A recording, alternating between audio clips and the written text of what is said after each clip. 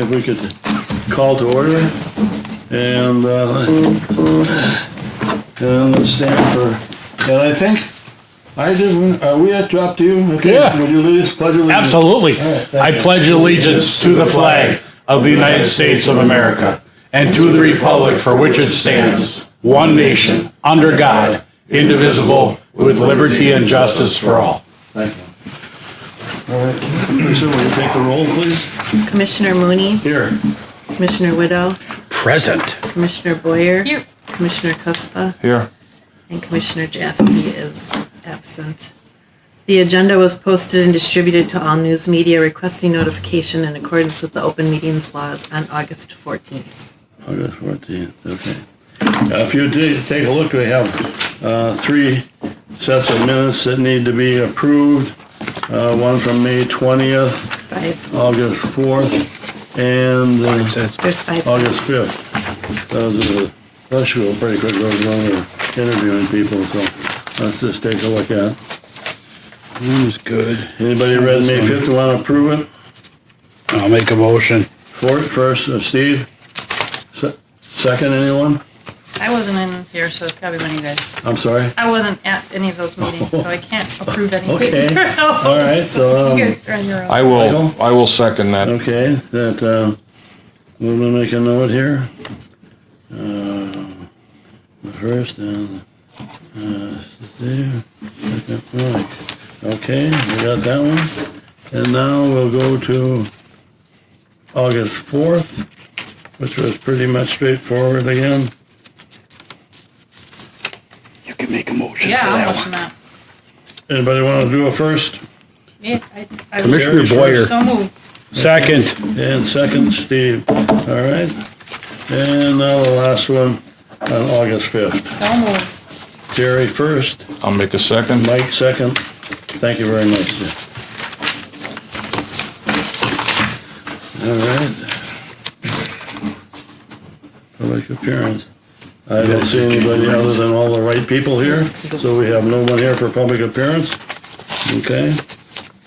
And now we have the general report from the police department per Captain David Constantino. AKA Connie. Thank you.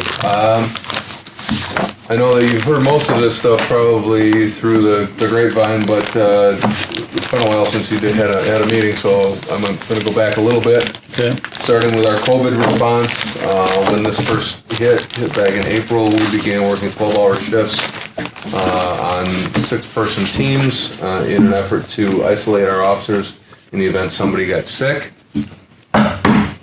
We had no issues during that time. You think there's wood down there? Yeah, well, there's a little bit underneath there. There's a cloud, but we had no issues during that time. The building was locked down. Our lobby is open, but we're not taking money in. We're very careful who we're allowing in the building. As you can see, we're bringing people in through the back door, so we're not bringing people through the whole building. We limited squad assignments so that people were in the same squads and could keep it clean, and we did a pretty good job of locking this down. And morale was very good during the entire time. The officers I kind of liked working at 12-hour shifts. They worked 4 on, 12 off, or 4 on, 8 off.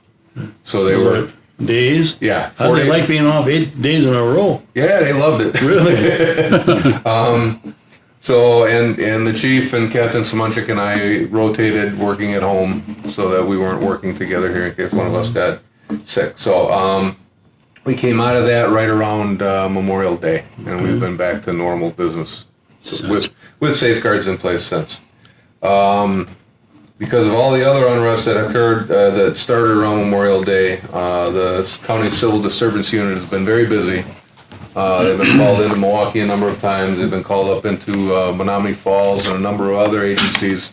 That unit consists of from our department, Tim Sullivan, Aaron Cortese, Matt Curran, and Andrew Sundstrom. Sonny has since, because Sonny was appointed as a canine officer also during that time, he is asked to be relieved of his CDU duties so that he can focus on the canine. Eddie. That's his nickname, Sonny? Yeah, that's what Sunstrom. I don't know who we're talking about. Sorry, yeah, it's Sonny. Yeah, It just slips through. Yep. I don't know whether to call him Andy or Andrew. I think he likes Andrew. I just call him Sonny. Okay. I know who you're talking about. Eduardo Fragoso, otherwise known as Eddie, wrote for the position for CDU. So he will be joining CDU. He's going to be, we have to get him some FEMA training and some other things. So he'll be joining that. So do we get reimbursed when we send them to other cities? Or is that just part It's of mutual aid? a mutual aid. Yeah, okay. It's kind of on the same order as our skit contributions. We cover their salary, we cover their benefits and all of that kind of stuff. And we pay for their uniforms and so forth, and we pay dues. But it's the unit is administered by a captain and a lieutenant with the sheriff's department. Okay. But it's a cooperative effort. So we have that going. Again, Sunstrom was assigned as a canine officer. The new canine car finally came in this week, so we're happy about that. It's the car has been here, but now it's all geared up and set, so it's ready to go on the road. Explorer or Tahoe? It was an Explorer. Yeah, we've had some issues with spots this year, so we're still short a couple, but we are beginning to resume our training. We've started firearms training again, getting out at the range and shooting. We're also going to be doing some in-service stuff. We're going to try and practice some social distancing and do some high-risk traffic stops, something where people don't have to be very close in, but we're going to start that training. We need to, our guys, like I said, our guys are really, have been really good about everything. We haven't had any complaints. In fact, when we were on the 12-hour shifts, not one officer called in sick, not one. We had a couple that were injured that were out, but nobody called in sick. So we're starting the training up on that. We're gonna do a little walk before we can run, but we're doing that. Our state Wiley Ag assessment will take place on September 15th through the 17th. A press release will go out, and it'll go to the commissioners for anybody who has any questions or wants to comment. And Commissioner Jaski could tell you much more about that program as he was an assessor. Lisa's also leads our program here if you have any questions about the assessment, but there will be a period where anybody who wants to comment about the department, pro or con, will have the ability to talk to the assessors. So Can you let us know when that is? Yep. Yeah, It'll be we'll put that posted. out. Yeah. If you want to write a letter, you want to make a phone call, whichever. And the assessors are active duty police officers from across the state. Talking about Jeske, is he done with his 10 weeks in Georgia I think he finishes the end of this month. this month? It isn't over with yet, huh? Right. I know they got Because they postponed for a came while. home right and then we moved out. Okay, all right. Is his intent to continue? So. Okay, thank you. Continuing with training that's been pushed back, Rozeski's FBI NA Academy class has now been pushed back to July of 21. Hey, bring back memories. The yellow brick road? Yeah. Okay, but Yeah, it wasn't in July, thank God. Not for me. Capital budget requests this year, we didn't have a whole lot, but we did request a new drone with FLIR capabilities, so infrared, so we'll be getting a new drone in January. They'll the old have, one was 30,000. What's the new one cost then? do you remember what it is? With It's the- 25,000, I think, with the FLIR camera.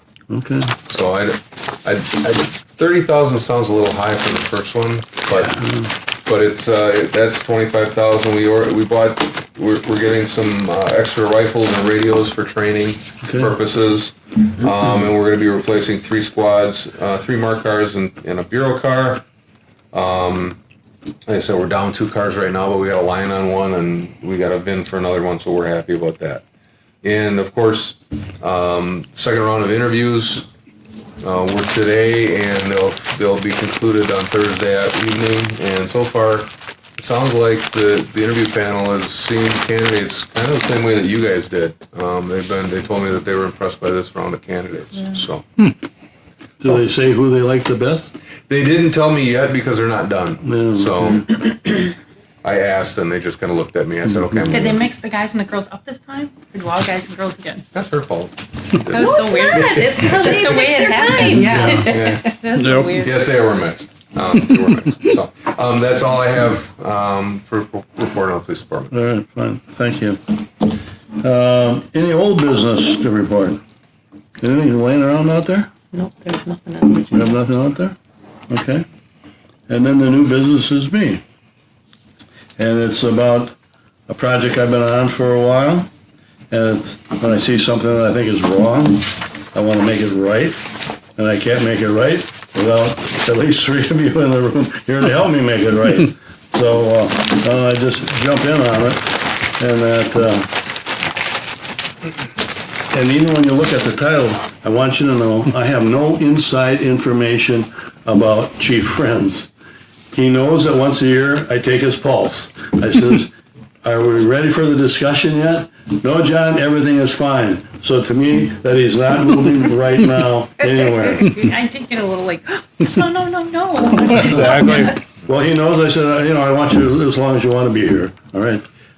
But tradition gives it away. When I've been on now 15 years, and we're going through, this would be the 4th one when he leaves, and then I look at when did they tell us? And they're usually between 53 years of age and 58, somewhere in there. So if you're in that age category, then my radar's already going up. No matter what you tell me, my radar's up. And then the other one is, years on the job. 25 to 30 seems to be when they start thinking about going to Madison and pull their paper or whatever they call it. Is that what happens? Yeah, you talk to Madison, and you get your numbers. Yeah. Okay. At least that's what I've been told. And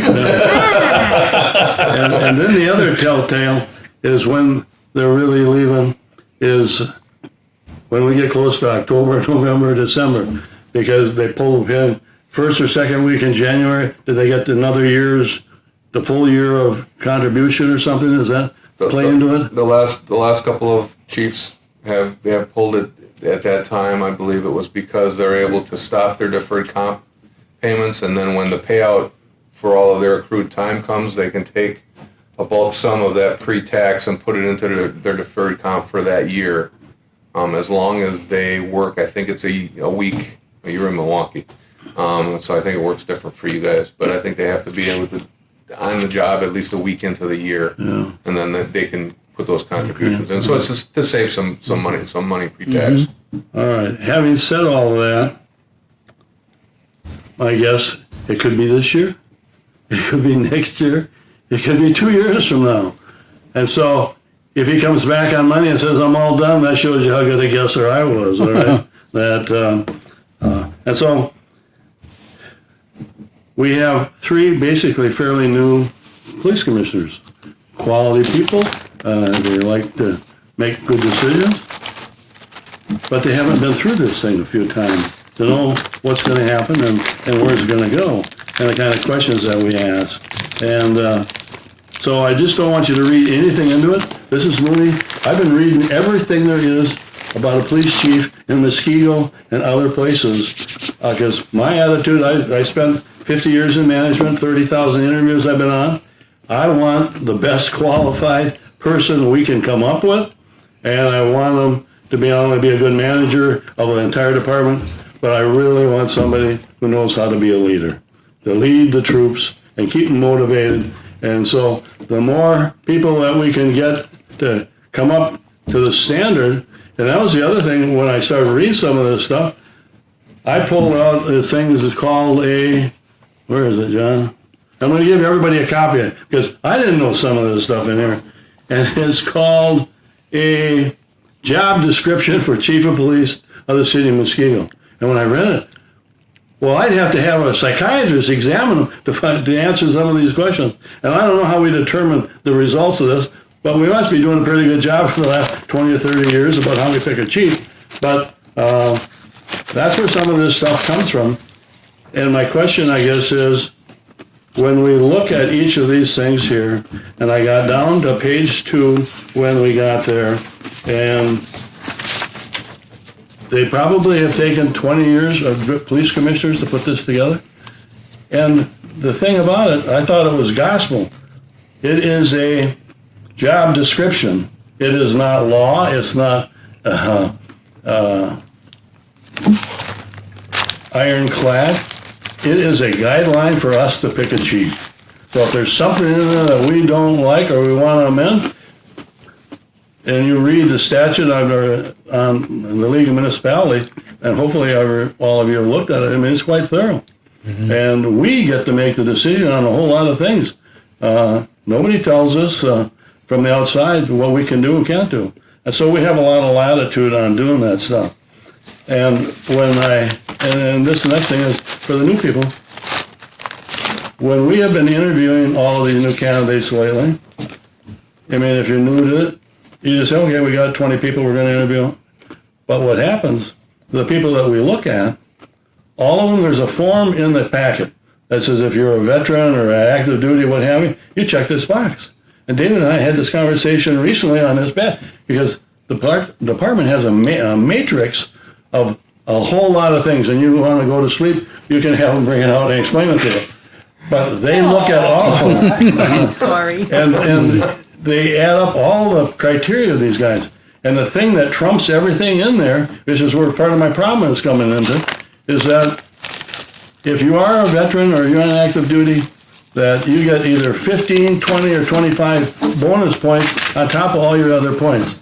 So that those people, they could be dumb as rocks, but the federal law says we have to give them these points. And so they go to the top of the list. Well, what does that get you? Well, that gets you get to be first to be interviewed, all right? And doesn't mean we have to hire them, but we have to show that we evaluated them and that because of these extra bonus points, they got to be first, second, or third. Because the way it goes, we interview them and we rate them and we give it to the management, and then they go start interviewing them and getting the background inspection.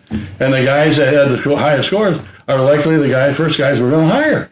And so, yes, it does help the veterans, and we don't have any choice in the matter. What bothers me is there's no criteria of quality of that person that they should get the jump on. But they get preferred treatment, folks. And I'm not arguing against it. I'm just saying that's how the system works. I'm a veteran, so 6 years Army medic, sergeant, etc. And I'm not really against that stuff because there are some people maybe that really need the extra help to get there. So now we hire them and we train them. And the good ones become a sergeant. And then some of them become lieutenants. And some of them become captain. Right? And then at the end of the day, the chief picks the captains. Is that how it goes? Yeah, the chief. Who gets to pick the lieutenants? Lieutenants are selected by a board of administrative. So you got like 3 people? Yeah, it's usually the command staff. And likewise on sergeants? Sergeants will have lieutenants. We get input from the lieutenants. Okay. So it's essentially the ranks above Okay. have input into it. Obviously, and whoever selects it, the recommendation is made to the chief. The chief has the final say on who gets promoted. All right, so there's not a promotional test along the way? No. Don't they ask some questions? Or No. So it's a conversation, David, come into my office, and we got, Well, no, you're one of our lieutenants, and we want to know if you're interested, or is there a sign-up sheet to pick the person? officers have to complete a matter of, which is a memo, an in-house memo, explaining why and I don't have it in front of me. I could have it saying what you need to do, your years of service, your training, why you're qualified, why you think you're the best person for the position, and then you have to answer a couple of essay questions, and then particularly with sergeants and with lieutenants, there's an interview panel, and you have to answer specific questions, and a lot of it has to do with management, with creating scenarios, answering scenarios, talking about the different duties for that position. What we actually have done is, in the last several years, we've actually started a field training program for our new sergeants to help them. And we send all of our sergeants to a 2-week first line supervisor instruction. And then we try and send all of our lieutenants to School of Staff Command through Northwestern University. So they all have that training as they increase in rank. All right, I'm going to give you this job description, the guideline, if you will. Mike, would you hand these to Steve and Terry? And since where's our guy who's not here? Where did it go? I'll give it so David can read along with us here. Got to have an extra copy here someplace. All right, let's see. I want you to turn only to page 2. The rest of the stuff has been distilled for 20 or 30 years. You know that. And so when I looked at it, I said, wow. The first, and they write a cover letter that goes on top of this job description for police chief. And on the last one that I saw, it says when they post, all right, Renz pulls the trigger this week, next year, whenever it happens, then, and I don't know how long after that they post the position that is open. I think for Moser, he announced it in October and we posted it in November. So it's I have roughly the a month I have that they the have. memo. Because the one I saw, they said, okay, it's posted, and you have to bring your paperwork in and your letters saying why you want to do this, and By a something certain David was date. talking about. Right. And then we have to, in that cover letter for the interviews, have to have a date for when we're going to see these people. Right. And typically, what has happened on the 3 that I've been on, that, all right, the captains are always in the driver's seat because they've been around longer than anybody else. And if you hold the standard up, and I don't think this is going to be any different than that, is Captain Constantino and Semenchek will probably put their name on that sheet. I'd be surprised if they didn't, unless they decide to go to Madison and they had enough. And then I yet to Depends on see the it. muskie bites up How north. many lieutenants? I think all the lieutenants sign up and get some experience. Whoever has the criteria? the years of service All right, required in which is part of my next something issue. Right in that cover letter, it says that you can be a chief in Muskego if you have been a police officer here for 10 years, and if you have criteria of 3 years with supervisory experience and 2 years of experience with administration, the budgeting and things like that. Before I leave that, I also saw our two captains. One worries about patrol, and the other one worries about administration. Or do we cross train once in a while? Well, how does that work? We cross-train. Yeah. I have held both positions, as has Craig, deliberately so that we're both cross-trained in everything, so that we are familiar with all aspects of the department. Yeah. So I ran patrol for 3 years, and now or maybe 2 years, and I'm in my second. So I ran patrol, and now I'm in services. Okay. So we went back and forth to make sure that we're proficient in all aspects. Right. Because, and Craig and I joke about this all the time. We're not big enough to be that divided. You know, you gotta be you gotta be a jack of all trades. We may not be a master of any, but we have to be a jack of all trades and know what's going on. Because if Craig takes a vacation and somebody needs help with something else, I need to know what's going on there. Vice versa, if I'm gone, he needs to be able to assist with the other things. So we're both well versed in both sides of the house. Yeah. Okay. I have yet to see a lieutenant jump over the top of a captain and get elected chief, and I don't know if that ever will. But when I talk to them and interview them, as you all get the chance, Steve and I have been on a few of them, but I don't think the others have yet, is that they all think they could be the captain or the chief right now as a lieutenant. My attitude is, how are they ever going to learn the job as a captain when you got to be in charge of patrol? Oh, that's no problem. I smile. And when they say there's no problem to be in both of them, I think that's short-sighted. Maybe they are wonderful at everything, but maybe that's why we never see a lieutenant ever skip over the top of the position. But there's always a first. Now, here's where I start getting into my problem. When I look at the criteria in that box, it says you only can get your experience from one place, and that's the police department. No, it doesn't. Well, Or military experience and education. Okay, you jumped ahead because What's that? that should be the colored in section. Yeah. All right, that's not in there yet. I decided the way to make it look like how to solve a problem is what are the words that would make that right. And the reason I say that is I have my neighborhood's full of military guys from lieutenants to colonels, and I said, what's the story on valuation, supervision, as well as administration? I said, compared to, he says, well, police departments are kind of a quasi-military outfit. They got people up at the top, they give direction, and you better start following them. You don't get to pick and choose the ones you want. He says, so it operates that way, and they have a command experience and a structure. And I says, well, this experience at supervision, he says, most of our lieutenants nowadays, first and second lieutenants, are all college graduates, and they go 90-day wonder school, and they get some of that stuff.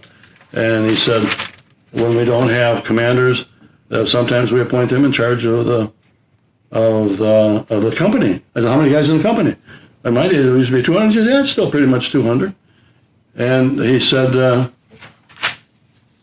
that when the guys get to be a captain, for sure they got 200 or 250, or they got a couple of coming in.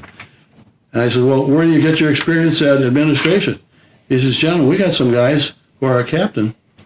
Their budgets that they have to keep track of and control of and the logistics are $25 million. And I'm thinking, okay.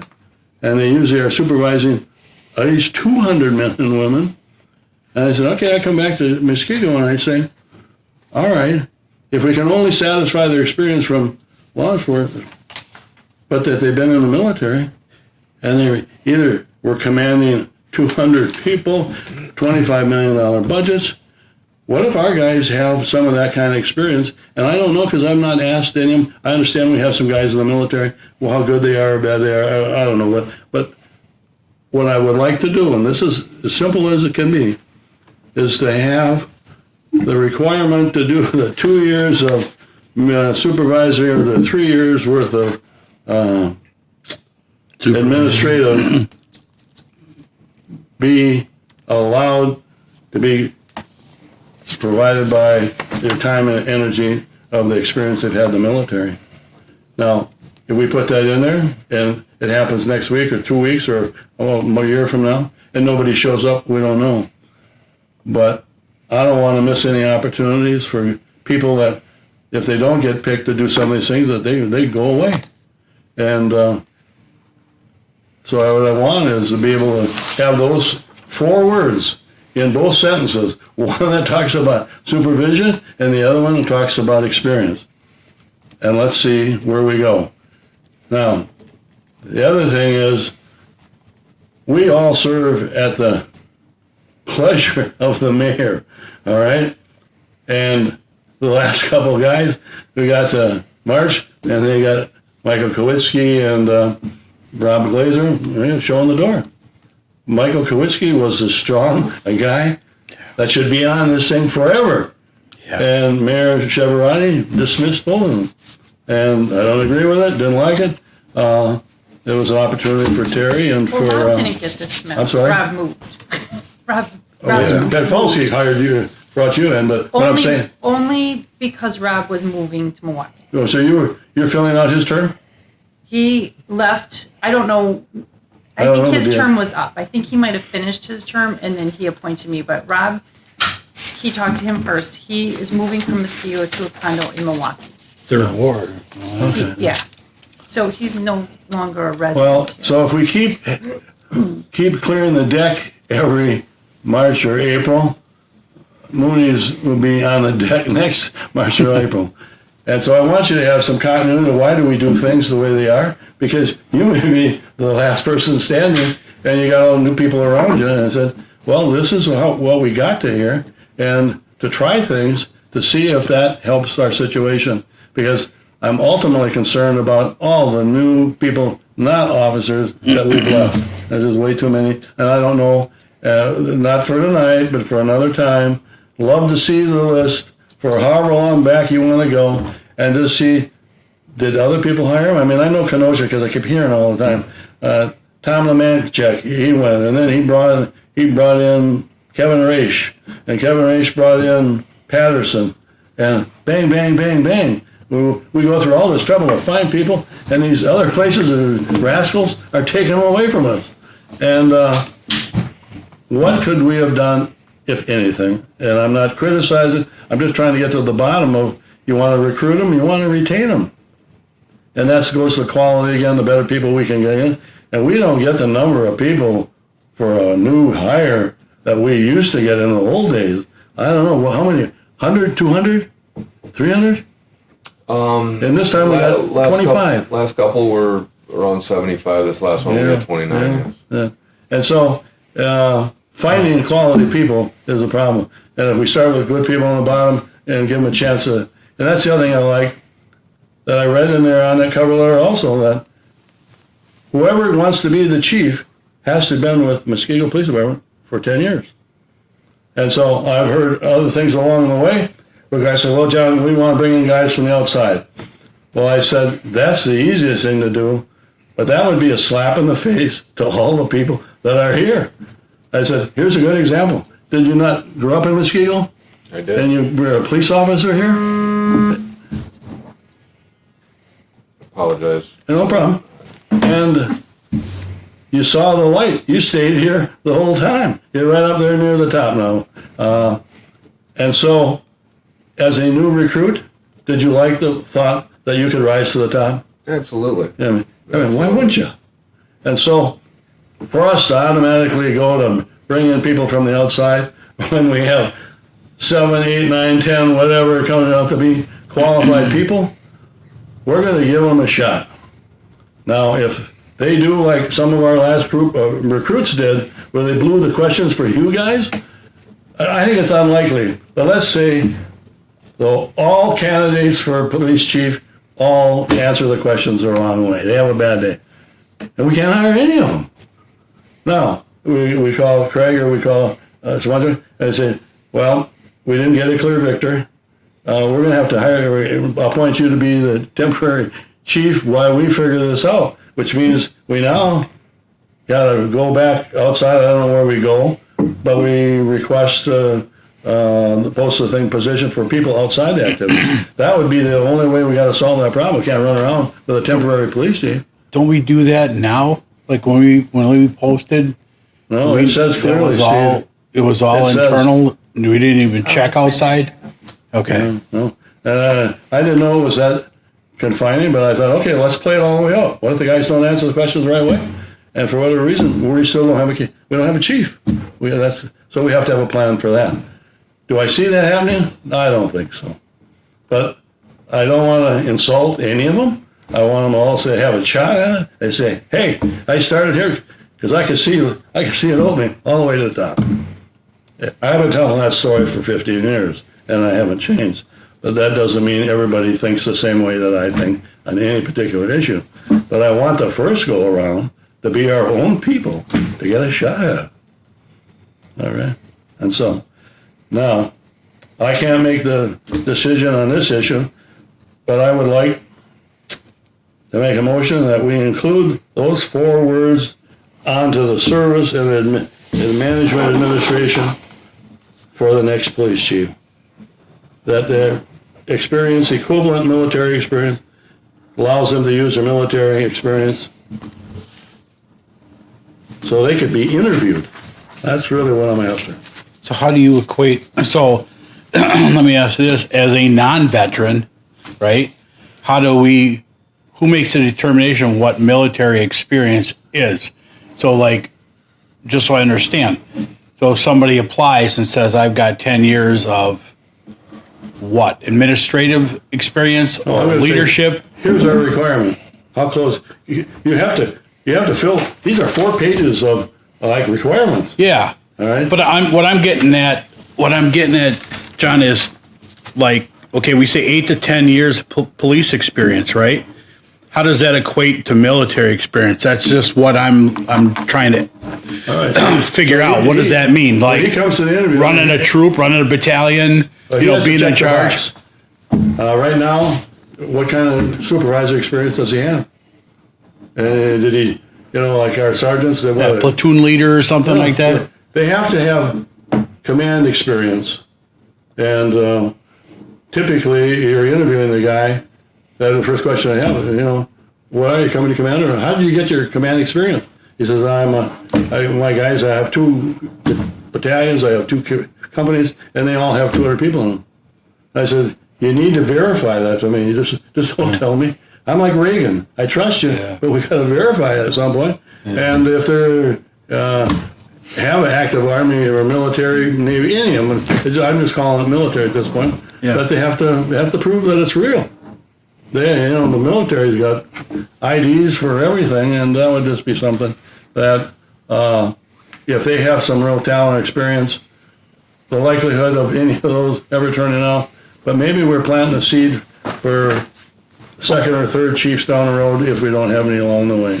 I just want to make sure that we don't send anybody down the road that doesn't comply to the experience level they need if you only get it from a police department. So there are some valued experience from the military. That's my question. Oh, no doubt. Yeah. So I guess when we talked before about going outside, how are we limited now to only looking internally? Is that a common council ordinance? That's your decision. That's ours. The cover letter for the last couple chiefs, it says like in the first line, a candidate for chief must be a member of the Muskego Police Department for 10 years. So how do you bring a guy in from the outside? He's not. But it's not in here. There's a cover letter that goes with all their stuff. That's that is what's published called. What's it called? This is a department. If you might, the department memo.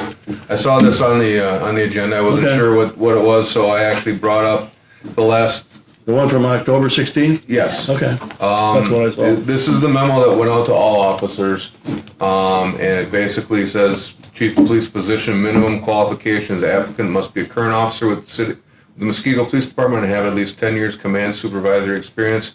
As a police officer, applicant must have earned a baccalaureate degree from an accredited college or university.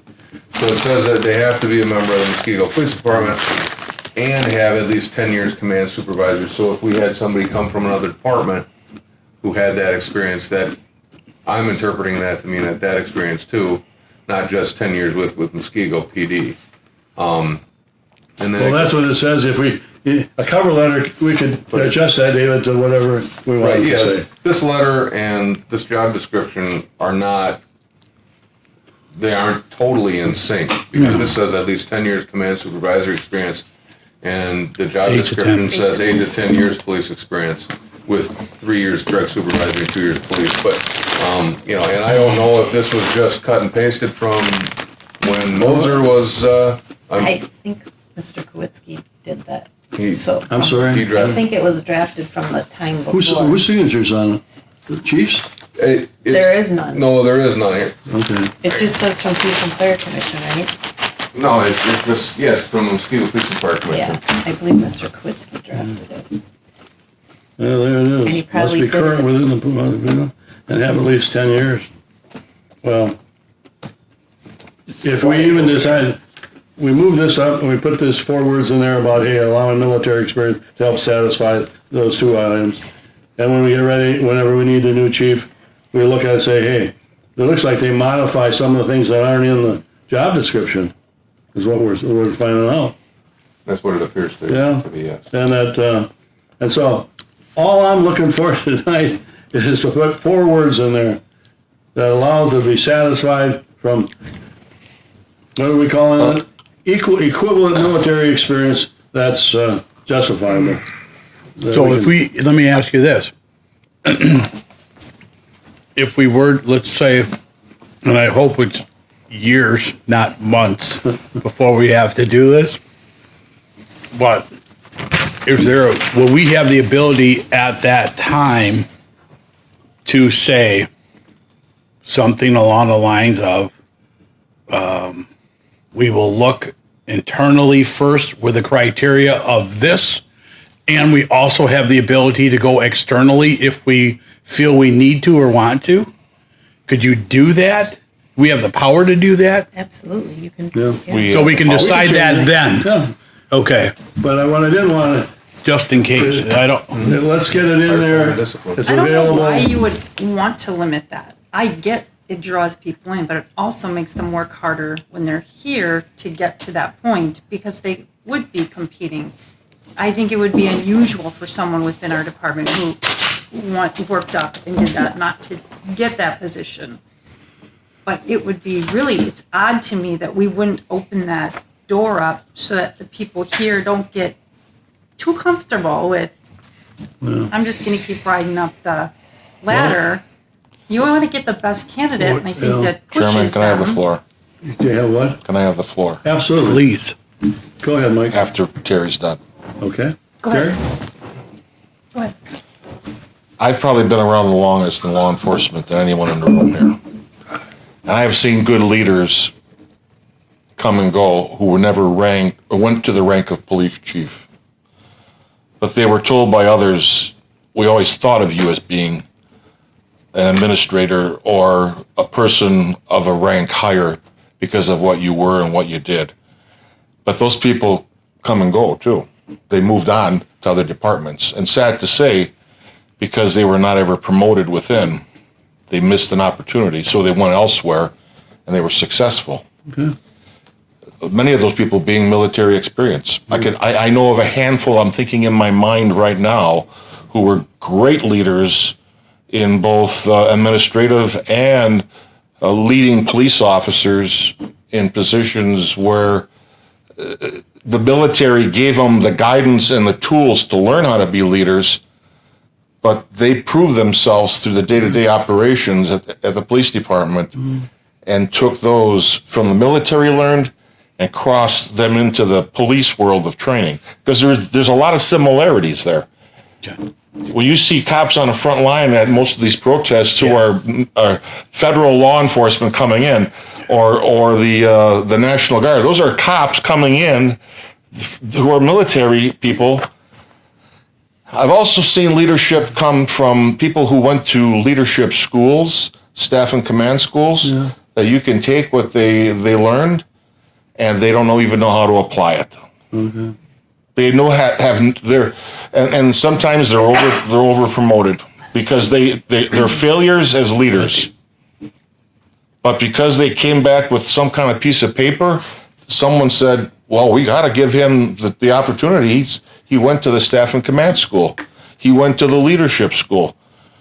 We have to look at each, I guess, for what they're worth, based upon their leadership capabilities in how we see it. Not on how a piece of paper has said they're now leaders. That's not true. I agree. And I think most of you would agree, having a bachelor's degree or a master's degree proves nothing. Because I know many people who are failures who have those degrees who still haven't proved themselves in any position. But that's neither here nor there. So we got to look at, okay, well, if we're going to put this in here, we have to have an understanding that, in the way I look at this, and I've heard this from other people, I believe everybody knows General Schwarzkopf. Remember him? Norman, Strong. Norman. Norman. tell me you only went to high school. Was he ever a cop? I don't know. Was he ever a cop? I have No. no idea. But how would you rate him if he walked in the room right now and said, "I want to be one of your police chiefs here in Muskego"? Would you say to him, "You can't be one because you were never a cop"? So people are not going to be happy hearing that we're allowing military people to have an advantage. We're not giving anyone an advantage. No. We're giving people of who's within this structure of 10 years or more They're already cops. that are already cops within this agency. The opportunity, I guess, that's what you're looking for. Absolutely. Can we give that to them with and understanding that they're equivalent of military training and experience. And I don't know who all falls in this category. All of them. I don't know how many cops in Muskego were in the military. I know a couple. One being my brother, but he's gone. Yeah. But there are probably a few. And we have to be able to, I guess, assess on our own. Does that leadership fall through for them to be a chief of police in this city? Can they qualify under the current standards that would be the same for someone who is a police officer, a supervisor? And what rank do some of the military people hold? I don't know. I don't know yet until we have that person come before us. If we put this within here, I think it's fair to put it in there. I think it's fair for the city and the county and the government, the federal government, to put in points. I think it's fair for us to put something of this type in there. There may not be anyone who would step forward anyway to fill this, but I don't think it's something bad. But I do like a lot of military people who I worked with through the years who never rose to the positions of captains, inspectors, deputy chiefs, or chiefs. And it's not because they weren't, a good lead. They were great leaders. Great leaders. They just didn't have the desire to move forward, or they were not allowed to, because they didn't have the certain qualifications of education, staff and command schools. Al Morales was a captain of police when he was promoted to chief. He skipped 4 or 5 ranks. 4 or 5 ranks. Now, I know sergeants that were promoted to chief in some agencies. Okay. And sometimes police officers who were promoted to chief within some agencies. But I don't know if that will fit within our job description to make everyone happy. I'm sure that there will be people who would look at this and say that we're giving people with military more preference than the cops who are within this agency, and that's not true. Not in my opinion. Yeah. I think everyone is a fair opportunity. We're not saying, or you're a baker and you have qualifications as a bricklayer. We're saying a military because of the cross kind of training that is occurring there. Their experience in the military to help qualify. Right, and I've seen this in many, many areas within promotion to jobs within the department, not just from to a chief of police, but I've seen it at qualifications from sergeant through captains to have some military experience to prove that you're a leader. In response to Steve's question about how to define that, can maybe you add the word relevant military experience so that you can define what's relevant compared to what you're looking for? I guess we have to look. How you define it. I call it equivalent. If you march 200 troops around, well, I call that supervisory experience. I think, John, though, there would have to be some proof of leadership schools. I mean, Dave, you went to the National Academy. That's a big deal. Yeah, absolutely. To accomplish that, that's a big deal. The proof of that you've gone to it is that he has the diploma to show that, and he put in the time. But what I'm going back to is Dave's proved himself with his leadership capabilities, but there are some who I know that have gone to that academy who have never done a day in any kind of a leadership role once they've returned. And that's just not the National Academy. It's also the Staff and Command School out of Northwestern. I never went to them. I had no desire to go to them. I'm a field officer. I was one I was in the trenches. I was the one leading the men and women into battle and I'm not bragging, but that I loved being that person. And it comes down to how do we judge or look at a leadership school as being a qualification? I guess we're going to have to look at that individually. Tell us a little bit about yourself and what kind of leadership schools you went to and what did you learn there, and what it's not the amount of people you can move and lead. It's the your ability and how you train your leaders, other leaders, to follow in your leadership roles too. So I don't know, Carrie, on that one. On what kind of how do we get the proof that they're qualified to lead? Well, my question would be, when we do the cover letter, it says when you're using military equivalency, it needs to be verified and proof of it needs to be provided to us. And it needs to be this. We'll find out whatever those things are that are schools that are important. So it's not just rank we're looking at. For experience. We're looking at, along with the rank you may have attained in the military, what kind of leadership capabilities by schools, by the amount of people you commanded. Yeah, I think that all should be taken into consideration. Well, we get to determine the criteria.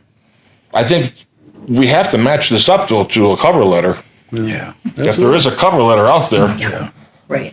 I didn't know that. Yeah. Well, it sounds like the chief must write those, because It really isn't a cover letter. It's a memo posting the job internally is what it is, and it has all the but qualifications. it highlights some of them. Otherwise, it would repeat the 4 pages that it refers to, but it's Right. only like one page. And it comes directly from Police and Fire Commission, like Lisa said. Okay. More likely than not, Mr. Kwiatkowski was the president at the time. Yeah, I So never saw it. I'm sure he drafted it. Yeah.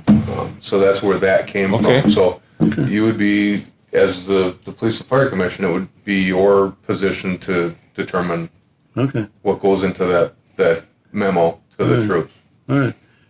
And Terry, you had back into one of your sentences there that about going outside, whatever that, if you could refresh that, because what I would want to ask David at that point, based if you'll review that question, how does he feel when he hears us talking about going outside and that dream that he always had, and I shot at it?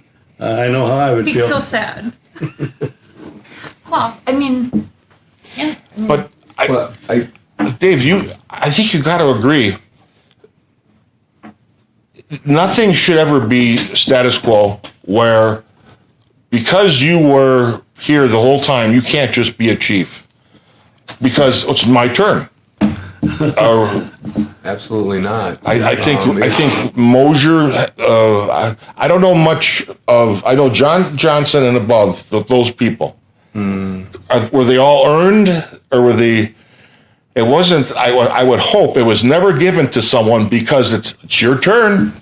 You stayed here long enough. I will tell you point blank, as somebody who was involved in the last couple of position, last couple of selection processes, and I always, there's no lie, I always felt that I was qualified for the position. But this panel has never just followed the status quo and said, well, he's next in line, it's his turn. I don't believe that the Police and Fire Commission has ever done that. You selected the best person available, and I agree with you.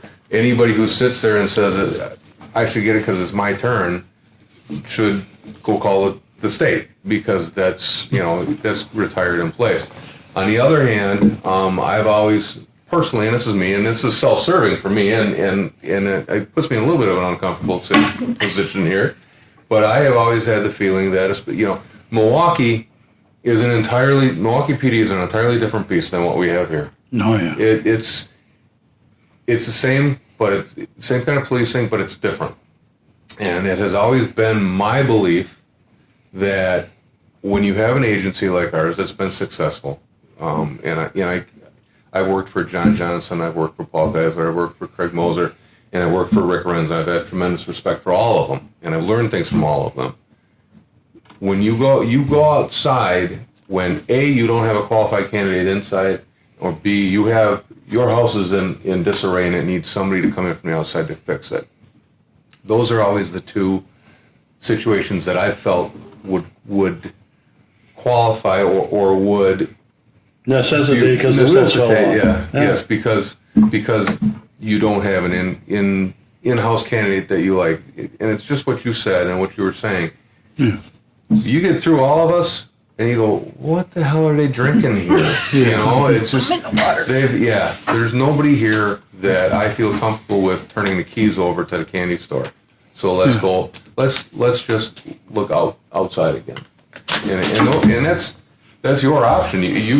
You interview the in-house candidates, and you all look at each other and go, I'm not comfortable with any of these as the chief of police.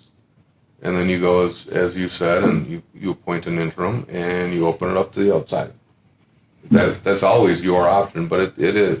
That's how I feel about it. Mm-hmm. So if we do open it, John, to the outside, do we have to change the criteria again? Well, here's what happens. Waukesha convinced somebody that they needed to go outside twice. They spent, I thought it was $30,000. There are these management groups that find you a new police chief. We won't know. We will have lost control of our candidate because we're going to pay them $30,000 that we don't have any finances here. So you got to go across the street and you say, hey, Common Council, give us $30,000 and any other costs that we have to bring this guy here. And both times that they did that, take a guess who they hired. Internal. The last guy was Jack. He was a captain. They hired guys from within that actually interviewed better than the ones that the professionals brought in. Now, I'm fiscally conservative, and do I want to spend $30,000 if I haven't looked at my own guys? No. Well, I don't want to go outside yet. Mr. Commissioner, Yep. I think, I don't know, I feel like we're kind of all saying the same thing. In other words, to me, philosophically, I'd want to exhaust internally first. Yes. It's just like what happens in business every day. Okay? So, Shopko Optical, where I'm at now, if I wanted to climb that ladder, which I'm more interested in buying a fishing boat right now than I am climbing any ladders, okay? I'm looking at the end zone, okay? So, if I wanted to climb that ladder, I feel like I would have the best shot internally, or at least a fair shot internally before they go outside. Have they gone outside? Yeah, for some growth things recently because they needed to, because they didn't have what they felt was that. My point is this: I'd want to exhaust everything first internally, but then also have the ability, I think, because we're, like I say, we're responsible to the city to do what's the best decision for the residents, if you would, to say, okay, for whatever reason, we're out of 4, 5, 6, 8 of you that would qualify to be interviewed. For whatever reason, we somehow weren't convinced. Then could we go outside if we felt we needed to? I guess I'd like to have that ability just in case, but I have no issue putting this in. That makes total sense. I'm just thinking fast forward. I'm a planner. I too join you in the conservatism conflict, but it's like I'm more of a planner even. So it's like I'd rather be prepared for 2 years or 3 years from now, right now, if I could, right? But we don't know what that's going to look like. Yeah. I mean, who knows? He could, for whatever reason, he could stay another 10 age-wise. You know what I mean? We could not be having this discussion for 10 years. Yeah. But it's like I say, I think this cleans it up and gets me comfortable because we're not screwing, pardon my French, but we're not screwing over anybody internally by adding this. If anything, it might enhance, like I say, I don't know who's all served, but it might add to their performance, if you would, or to their criteria to be seriously considered for the chief. We may not be aware of that. As I see it now, if we have, we'll put it to a vote in a second, but the agreement would be that we're going to put the language in, and when it comes time for us to need a new chief, that we are going to determine what these qualities are in the military As that a are group, equivalent. as a group, Absolutely. I trust you, but I also trust you more in a sense of you're a consensus. You personally are a consensus builder, and you will seriously consider the input of us in coming to that criteria, I guess, or that memo. That's where I get comfortable to figure out, what do we want to do? How do we want to structure this thing? What kind of emphasis do we want to put on X, Y, and Z? I guess I'd want that up to us, I guess, just because we're, what I mean? And like I still think we'll probably be able to find somebody internally to do it, especially depending on the criteria. If Chief Renz, like I say, if Chief Renz hangs in there, let's say he does hang in there for a while, right? And I know Simmy, not probably quite as well as you do, but I know damn well where his heart is, and it's in Oneida County, 17 miles south of Steve Widow. So it's like,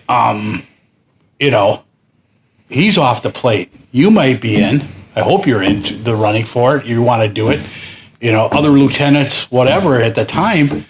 I don't want to diminish that focus, but at the same token, have that ability if somehow we felt you needed to, you could. But this, I think, cleans it up. The more I was thinking it through, and I apologize, I had to leave. I had to take that call from work. But it's like this is probably giving somebody more of a chance. Here's the other thing I was thinking about. This whole thing about people going here, going there, okay?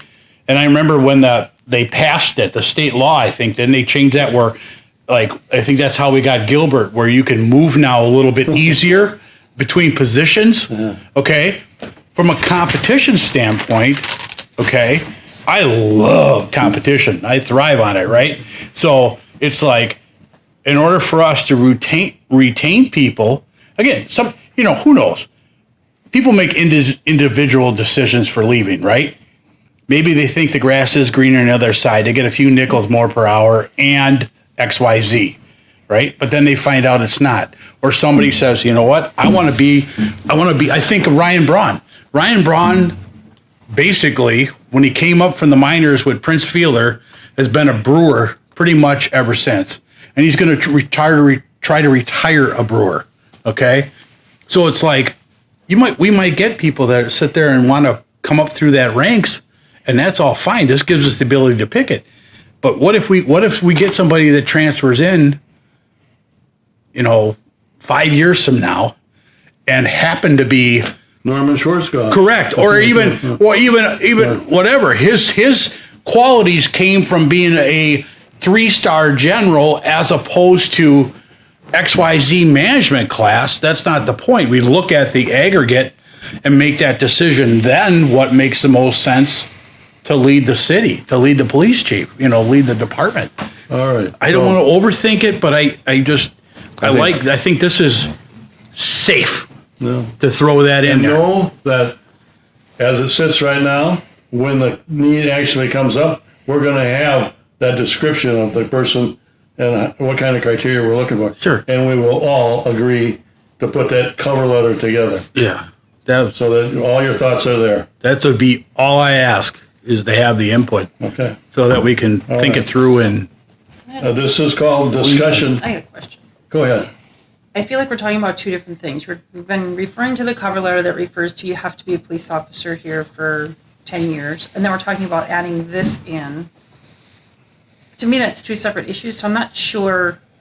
Are we just looking at this right now? Right now, We're gonna worry about that we're later. changing the job description. Okay. And the job description, when it gets posted, is when whoever these people were, put a cover letter Okay. and pulled out things there. And so we're going to put that together whenever we need to make it happen. So the cover letter, what do we know for sure if Kowitsky I'll find is out. the author? I'm sure he did. Because I had nothing to do with it. Okay. It comes from the Police and Fire Commission. Right. I'm Posting the certain job. that Chief Moser did not write it. Correct. Okay. Well, It should match Yeah. to what, And you could even change it and That's do what- it in a yeah. completely different way. that's what I'm saying. yeah, What's in there now You could wouldn't be say appropriate. chief for- police chief job description is posted. See the or Yeah. police chief They're position two posted. separate, but it's And germane that's to the exactly, and that's discussion. actually what it says in there. It says C General See Order General Order 900 900, is what it right. says on the So memo. for me, our job is to find the best person to be the police chief in Muskego. Could be someone already working here, could be somebody on the outside, but for us, we can't let some of that personal, of course I want, you guys to be it, but kind of got to let that go because our reason is we have to find the best person for the position, whether that be internal or external. So that's why I wanted to know if they were two separate issues, because if that's not in the cover, it won't be in here. We won't add something that's not in here to that. This is Correct. what you would be voting on. because Okay. Yes. Okay. All The right. cover letter is something completely different. Yeah. Okay. And I think why that came up is kind of germane to the discussion because eventually they will kind of mesh together when we get to that point. This just allows us, I think, the ability to accept other skills, additional skill sets that someone might have to consider them, I guess. I'm So comfortable with it. Okay. the police department's general order, this is not us having it's the police department's general order. It is. So if we make an amendment to this is going to have to be changed. Does it need to have approval by anyone other than us? From what I recall in the past, in 2016, things were added to this. The commission approved it, and then it was added to this. Now, on page 4, where Because in Chief Wren signed 2016, his this signature was not October the agenda. of 2017, was he endorsing that, all the stuff that's in the, Basically, in or was 2017, he doing it because of some he does audit it- from He does someplace? it because of accreditation. He Okay. has to approve all the general orders, or it has to review them at least once every 3 years. So So- basically, that date is just that he reviewed it on that date, and we use that for accreditation purposes. So it's not a legal document, it's a guideline description of what we want in our police chief. And we should be able to change, add, delete as we see fit. Because and we vote on it. I did look at the past, in 2016, I looked at minutes, and there were specific letters or whatever, addendums added, Okay, and it was voted upon and approved, and then I'm assuming the chief put it in the book, rewrote it. huh? Okay. Yeah, All right. it says revised in 17. I'm assuming that the chief took what we had, put the commission's revisions in it, and Yeah. then did it, and then put it in. Because I was new book. to the position then, so I don't Maybe remember a when lot, he's but back and the time is right, just kind of say we had this discussion, show him what we were looking Yep. at, and maybe he can say, yeah, this is what I was doing, or this is what I was thinking, and this is how we got there. Now, normally, all the meetings I've run in my life, the discussion comes after we have a motion, a first and a second, and then I call for discussion. So sorry for being out of order. At this time, I would like to move that we add these 4 words and an or and an and to each of those questions in the minimum training for a police chief, as the words are fluorescent yellow. We are not changing anything else in there. We're adding is what we're doing at this time. And if eventually they don't like with that because Mooney's buried in the grave, you can strike it out and I won't be mad. Okay? You won't I want the best also. So can I have a first? I'll make a motion to approve this. All right. Mike's first or second? Steve? Second. And we like to make it easy for our secretary, because when we had problems once in a while, old days, when we voted all in favor signify by saying aye and raise your hand so she can tell. Aye. And so the motion carries. But there were some times when people didn't raise their hand and didn't say aye. And a month later, they wanted to change their vote. They said, you didn't vote. You were silent. And so the rules are, for my meetings, is when we ask for a vote. The motion's made, first and second, all in favor, signify by saying aye and raise your hands. You can tell you voted. And then if it's nay, say nay and raise your hand. And the other one is you don't like either one of them, Robert's Rules of Order says, I'll ask for an abstention. And you just say, I abstain. And that gets that thing over with. Thank you for hanging in there to get through this. I've been wanting to do this for months. And never, we got postponed in April and June and July. And now here we are at the end of August. And September will be around the corner. And then we got another meeting in October. But, so, let me find my agenda that Lisa put together. So that is passed unanimously. And now, motion of closed session. Do I hear a motion of first to close? So moved. Terry first, Steve second. And now, well, I have a lot of guesses. Okay. All right. Now, we're back in open session. Yes. And I'll call a motion to adjourn. Steve? I'll second. Terry, first and second. All in favor, signify by saying aye. Aye. Aye. And we're over.